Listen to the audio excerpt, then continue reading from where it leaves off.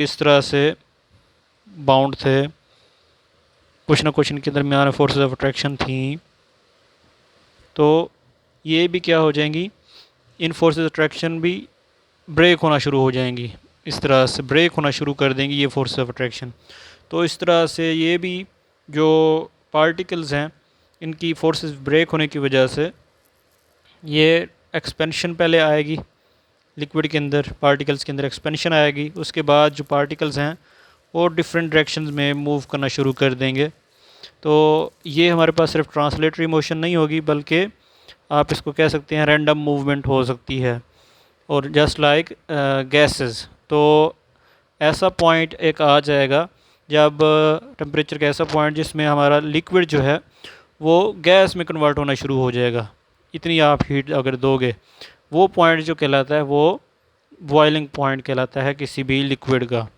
अब boiling point के लिए एक शर्त होना लाजमी है कि फ़र्ज़ करें आपके पास एक बीकर था, तो इसके अंदर हमारे पास लिक्विड पड़ा हुआ है, वाटर ले लें, तो आप इसको हीट दे रहे हो, नीचे से हीट दे रहे हो, तो एक पॉइंट ऐसा आएगा जब लिक्विड के जो अंदर पार्टिकल्स हैं वो वेपर्स में कन्वर्ट होना शुरू कर देंगे, बुखारात में वेपर्स की सूरत में कन्वर्ट होना शुरू कर देंगे। तो ऐसा पॉइंट आएगा जब हमारे पास यहाँ से एस्केप कर जाएंगे, इतनी एनर्जी बढ़ जाएगी उस लिक्विड पार्टिकल की, तो वो यहाँ से एस्केप करके गैसेस फॉर्म में बाहर निकल जाएगा।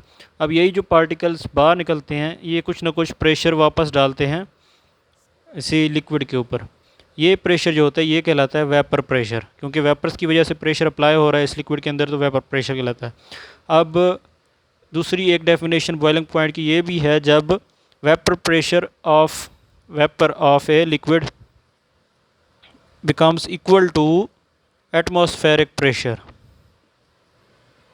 एटमॉस्फेरिक प्रेशर के बराबर जब हो जाता है वेपर प्रेशर, वो पॉइंट जो है बॉइलिंग पॉइंट कहलाता है किसी भी लिक्विड का। जैसे कि हमारे पास लिक्विड वाटर है तो उसका वेपर प्रेशर क्या है, 100 डिग्री सेंटीग्रेड, ये इसका बॉइलिंग पॉइंट है। जब हमारा वाटर जो है कम्प्लीटली कन्वर्ट हो जाता है स्टीम के अंदर गैसियस फॉर्म में, ये इसका क्या है जी, बॉइलिंग पॉइंट है।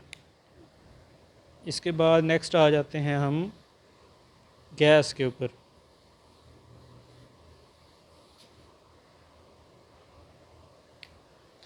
अब गैसेस बेसिकली इसको मज़ीद हम हीट नहीं कर सकते, तो इसके लिए हम डिस्कस करते हैं कि हम गैसेस का अगर टेम्परेचर कम करना चाहते हैं, टेम्परेचर कम करते हैं तो क्या होता है, इसके जो पार्टिकल्स दूर दूर थे जिनके अंदर वीक फोर्सेस थी, वो फोर्सेस स्ट्रांग होना शुरू हो जाती हैं, वो आपस में अट्रैक्ट होना शुरू हो जाते हैं, पार्टिकल्स एक दूसरे के अट्रैक्ट होना शुरू हो जाते हैं।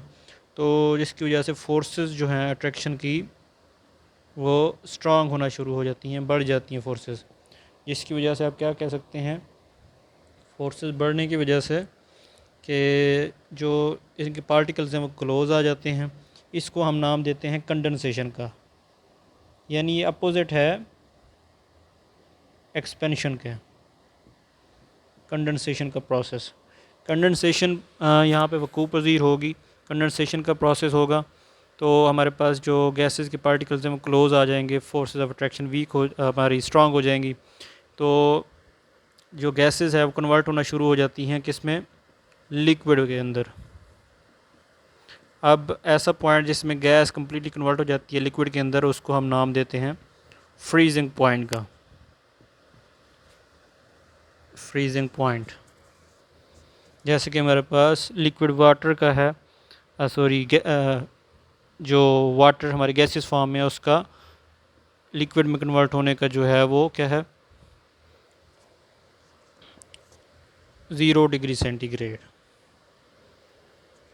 0 डिग्री सेंटीग्रेड में हमारे पास क्या होता है जी, वाटर जो है लिक्विड में कन्वर्ट हो जाता है, लिक्विड होता है कम्प्लीटली। और यही हमारे पास फ्रीजिंग पॉइंट भी है कि हमारे पास आइस में भी चेंज हो जाता है। अच्छा जी, ये हमारे पास था गैसेस के अंदर जो गैसेस की कन्वर्जन थी लिक्विड में, इसको आपने पढ़ा कि कंडेंसेशन का प्रोसेस हो रहा है। और इसके अलावा ये जो जितनी भी आपने प्रॉपर्टीज़ पढ़ी ये सारी फ़िज़िकल चेंजेस थी, फ़िज़िकल चेंज, केमिकल चेंज नहीं था, ये फ़िज़िकल चेंज था। यानी उसकी ज़ाहरी तौर पे आपको एक शक्ल दिख रही थी वो उसकी चेंज हुई है। ये हमारी सारी प्रॉपर्टीज़ थी बच्चे। इसके बाद नेक्स्ट जो है हमारे पास टॉपिक, वो कल हम डिस्कस करेंगे। वो हमारा आ रहा है क्या कहते हैं जी, आपको नेक्स्ट टॉपिक बनेगा लिक्विड क्रिस्टल्स के अंदर।